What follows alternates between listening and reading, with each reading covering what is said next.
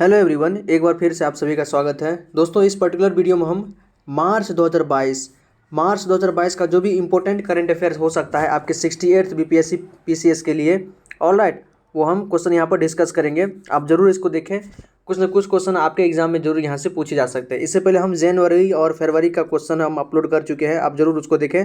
Okay दोस्तों, 2022 का ही पूरा करंट अफेयर्स आएगा। जनवरी 2023 का आ सकता है तो आ सकता है, नहीं तो अधिकतर जो करंट अफेयर्स आपका 2022 से देखने को मिल सकता है। आइए स्टार्ट करते हैं क्वेश्चन फर्स्ट से।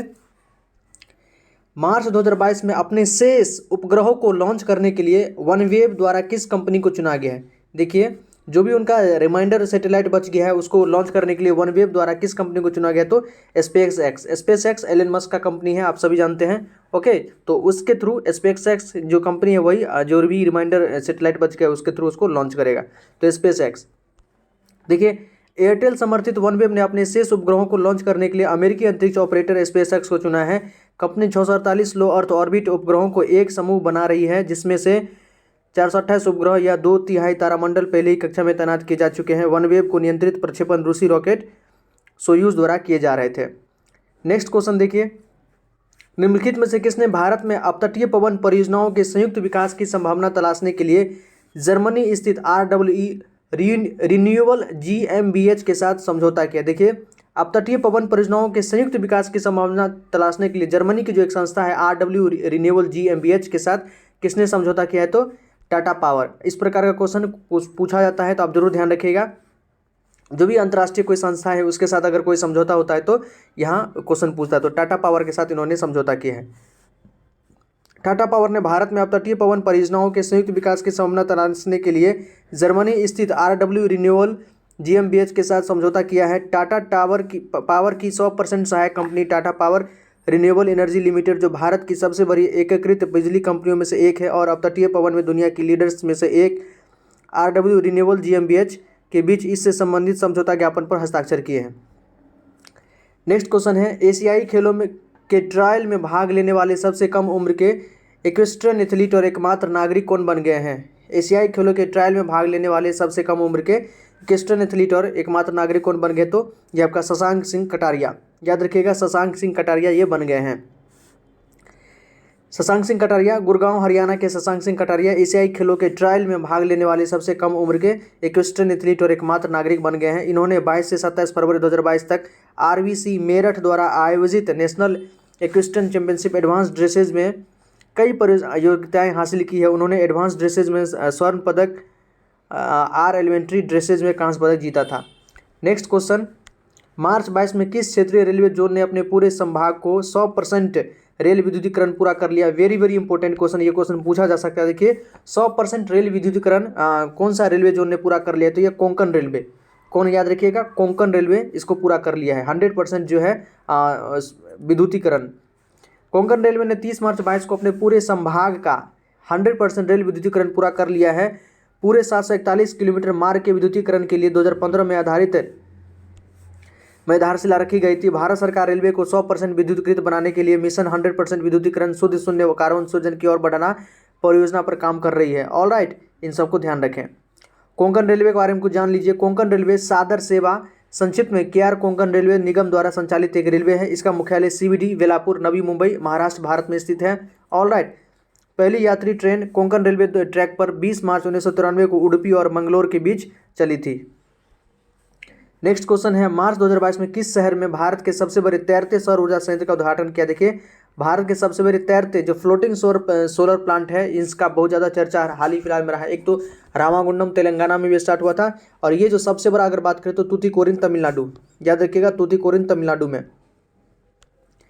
Southern petrochemicals industries corporation limited SPIC ने मार्च 22 में भारत के सबसे बड़े तैरते सौर ऊर्जा संयंत्र का उद्घाटन और पूरी तरह से संचालन किया है। तमिलनाडु के तूतीकोरिन में SPIC कारखाने के परिसर में स्थित यह 48 एकड़ का तैरता हुआ सौर ऊर्जा संयंत्र 42 एकड़ में फैले एक बड़े जलाशय में स्थापित किया गया है। यह प्रति वर्ष 42 मिलियन यूनिट बिजली पैदा करने में सक्षम है। नेक्स्ट क्वेश्चन, निम्नलिखित में से कौन मार्च 2022 में $103 अरब की संपत्ति के साथ एशिया का सबसे अमीर व्यक्ति बन गया है? $103 अरब की संपत्ति के साथ, याद रखिएगा, 103 अरब, उस समय आप बहुत ज़्यादा सुने होंगे, चर्चा में थे मुकेश अंबानी जी। तो मार्च 2022 का अगर बात किया है यहाँ पर, ओके, तो उसमें मुकेश अंबानी। उसके बाद आप जानते हो गौतम अडानी का भी बहुत ज़्यादा संपत्ति बढ़ गया था। लास्ट तक, पिछले साल के लास्ट तक ये भी मतलब दुनिया के सबसे दूसरे नंबर के अमीर व्यक्ति बन गए थे और एशिया के सबसे रिचेस्ट मैन बन गए थे। लेकिन अभी फिर इनकी संपत्ति में भारी कमी हुई है। ऑल राइट, तो उन दिनों मुकेश अंबानी जी एशिया के सबसे रिचेस्ट मैन बन गए थे, Mukesh Ambani. Research platform Hurun द्वारा संकलित ग्लोबल रिच लिस्ट रिपोर्ट के मुताबिक रिलायंस इंडस्ट्रीज लिमिटेड के चेयरमैन मुकेश अंबानी 103 अरब डॉलर की संपत्ति के साथ एशिया के सबसे अमीर व्यक्ति हैं। नायका के संस्थापक नायका के जो फाउंडर हैं फाल्गुनी नायर भारत में सबसे नई अरबपति बन गई है। अडानी ग्रुप के चेयरमैन गौतम अडानी भारत के दूसरे सबसे अमीर व्यक्ति हैं।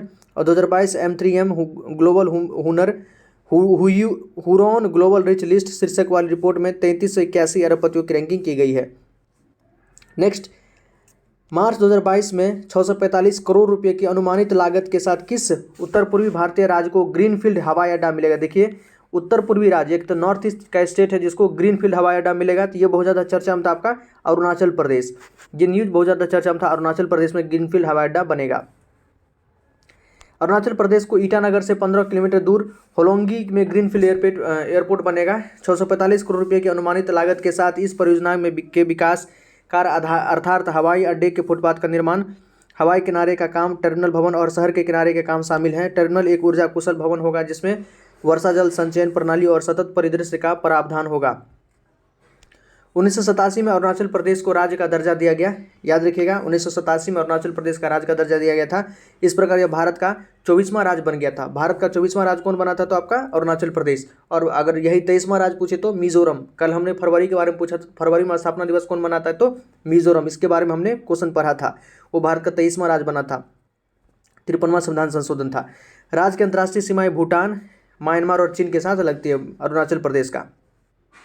नेक्स्ट है, मार्च 22 में कौन सा देश पूर्वी अफ्रीका समुदाय जो ईस्टर्न अफ्रीकन कॉन्टिनेंट के 7वें सदस्य ग्रुप में शामिल हुआ है? तो आपका कॉन्गो लोकतांत्रिक गणराज्य, जो कॉन्गो डेमोक्रेटिक रिपब्लिक है, जिसको democratic Republic of Congo DRC भी बोलते हैं, तो ये इसमें शामिल हुआ है, फर्स्ट है।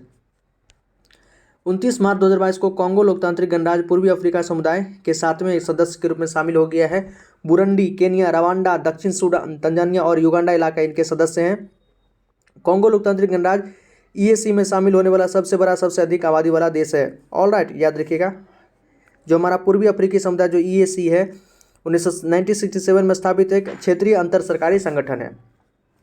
नेक्स्ट क्वेश्चन, मार्च 2022 में गिलबर्ट F होगेम्बो को निम्नलिखित में से किस संगठन के नए महानिदेशक के रूप में चुना गया था? गिलबर्ट भी बहुत ज़्यादा चर्चा में थे। ये इंटरनेशनल लेबर ऑर्गेनाइजेशन ILO के इनका संस्थापक महानिदेशक बनाया गया है। देखिए, अंतर्राष्ट्रीय श्रम संगठन ILO की शासी निकाय ने अपने नए महानिदेशक का चयन किया है। टोगो के गिलबर्ट कहाँ गए? तो टोगो, अफ्रीकन कंट्री है टोगो। और टोगो के बारे में एक और, गेबोन और जो टोगो है दोस्तों, इनको हाल ही में जो कॉमनवेल्थ नेशन है, कॉमनवेल्थ नेशन पहले 24 था और इनको फिर से 2 और को शामिल किया है, गेबोन और टोगो को। तो याद रखिएगा, टोटल 56 हो गया। तो टोगो वही कंट्री, याद रखिएगा। टोगो के गिलबर्ट F होगेम्बो को 11वें महानिदेशक के रूप में चुना गया और उन्होंने अक्टूबर 22 में पदभार ग्रहण किया। होगेम्बो वर्तमान में अंतर्राष्ट्रीय कृषि विकास कोष IFAD के अध्यक्ष, यूनाइटेड किंगडम के गाय रेडर 2012 में वर्तमान महानिदेशक का पद संभाल रहे हैं। अभी वर्तमान में यूनाइटेड किंगडम जो गे रेडर हैं वो संभाल रहे हैं। नेक्स्ट क्वेश्चन, मार्च 2022 में टाटा स्टील के उपाध्यक्ष के रूप में किसे नियुक्त किया गया है? टाटा स्टील के उपाध्यक्ष के बारे में पूछा है तो ये आपका Noel naval Tata. Noel naval Tata, कभी कभी टाटा के बारे में पूछ देता है, कभी एल्यूमिनियम के अध्यक्ष किसके बना दिए गए? तो सतीश भाई, याद रखिएगा, एल्यूमिनियम के। ये टाटा के बारे में पूछा है तो Noel naval Tata. Tata steel board ने 29 मार्च 2022 को कंपनी के उपाध्यक्ष के रूप में नोएल नेवल टाटा की नियुक्ति को मंजूरी दी। Noel Tata international limited, Voltas limited, Tata investment corporate limited के अध्यक्ष और टाइटल कंपनी के उपाध्यक्ष भी हैं। यह कंसाई नेरोलैक पेट्स लिमिटेड और स्मिथ के बोर्ड में भी हैं। टाटा स्टील लिमिटेड एक भारतीय बहुराष्ट्रीय स्टील बनाने वाली कंपनी है जो जमशेदपुर में स्थित है और इसका मुख्यालय मुंबई में है। ऑल राइट, नेक्स्ट क्वेश्चन है, विश्व वायु गुणवत्ता रिपोर्ट 2021 के अनुसार निम्नलिखित में से कौन दुनिया का सबसे प्रदूषित राजधानी? देखिए, सबसे पॉल्यूटेड कैपिटल की बात करें तो आसान क्वेश्चन हो जाता है कि हमारा राजधानी दिल्ली है। जो सबसे ज़्यादा पॉल्यूटेड की बात करें तो दिल्ली ही है। 22 मार्च को जारी स्विस संगठन IQAir द्वारा तैयार विश्व गुणवत्ता रिपोर्ट 2021 के अनुसार दुनिया के 100 सबसे प्रदूषित शहरों में से 63 भारत में है।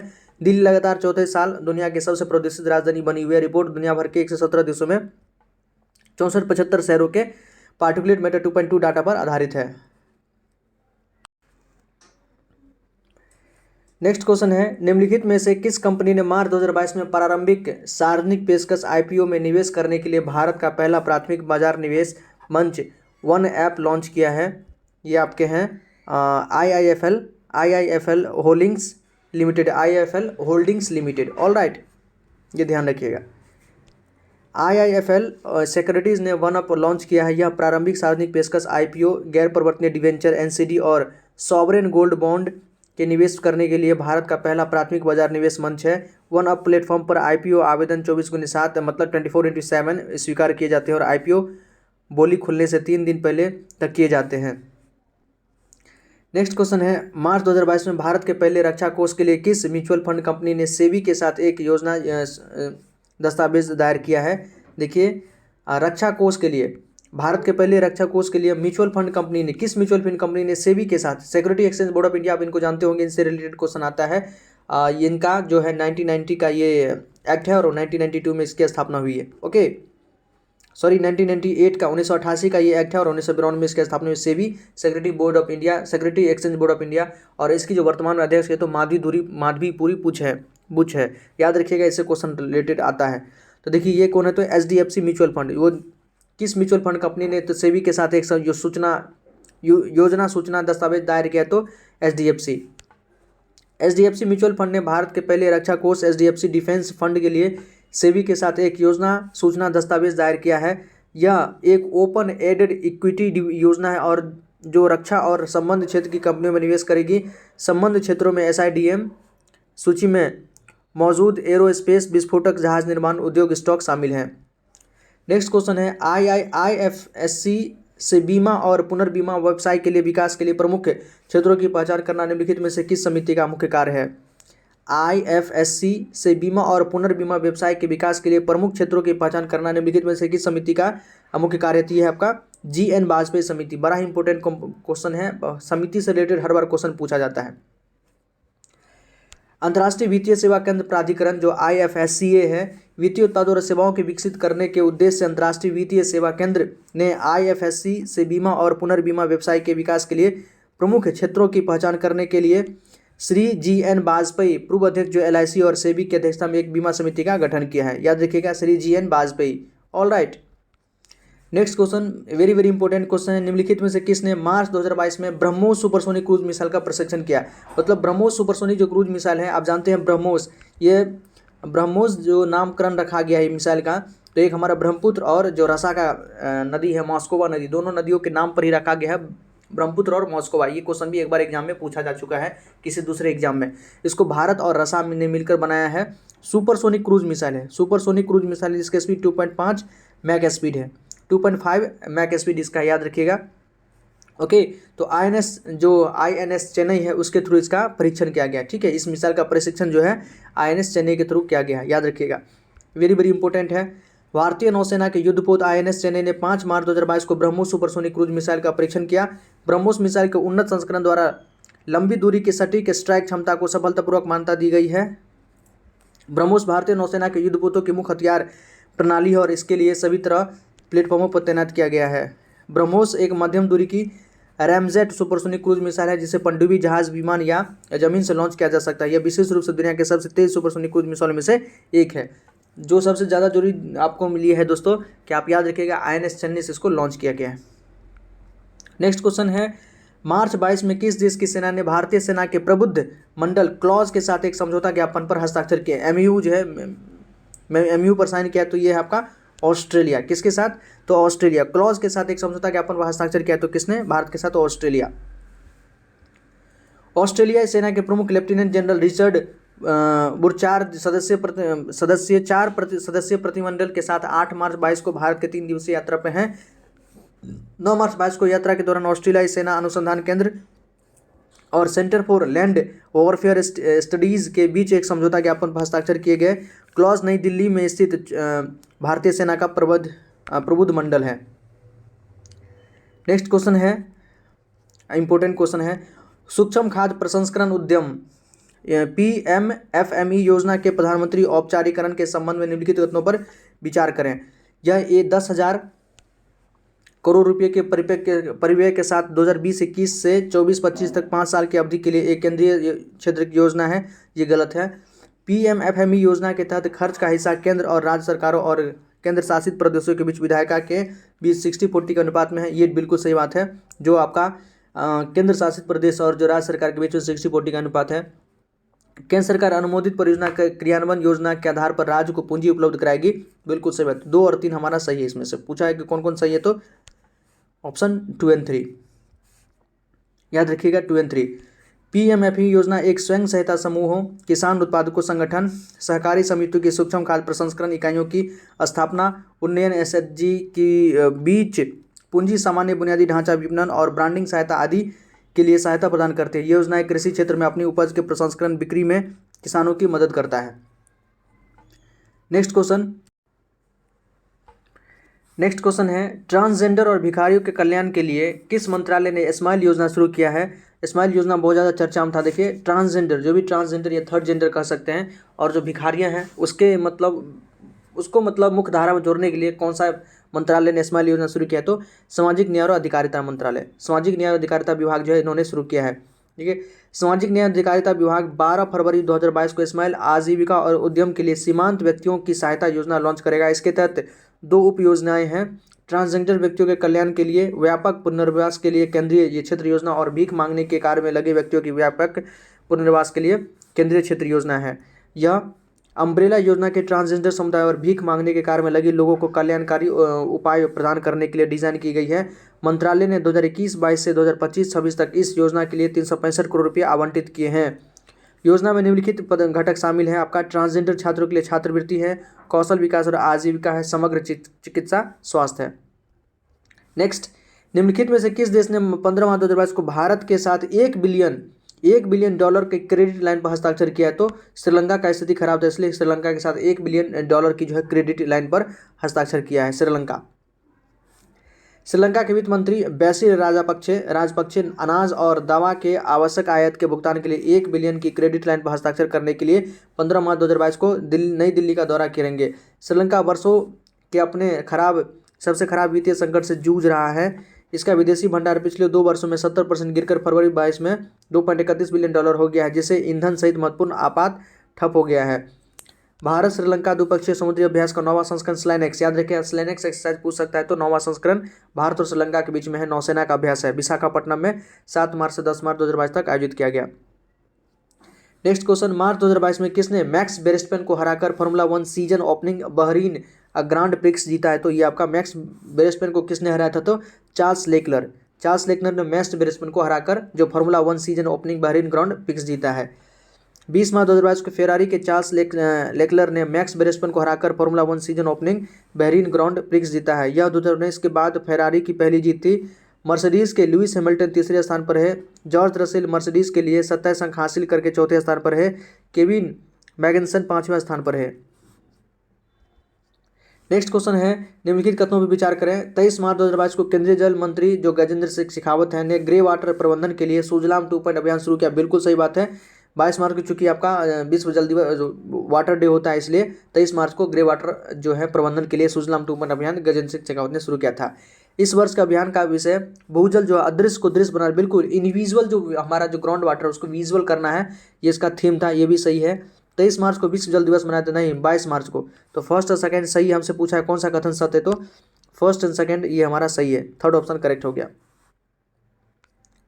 तो ये कुछ क्वेश्चन था मार्च 2022 से रिलेटेड, कुछ इंपॉर्टेंट क्वेश्चन है, जरूर आप उसको एक बार कम से कम देख लें। क्वेश्चन यदि आता है एग्जाम में तो आप इसे कर सकते हैं। बहुत बहुत धन्यवाद दोस्तों, जय हिंद। कोई क्वेरी हो कमेंट सेक्शन जरूर पूछें, और बीपीएससी से रिलेटेड कोई भी नोटिफिकेशन आएगा तो हम टाइम टू टाइम आपको अपडेट करते रहेंगे। प्लीज़ हमारे चैनल को सब्सक्राइब कर ले। बहुत बहुत धन्यवाद दोस्तों, जय हिंद।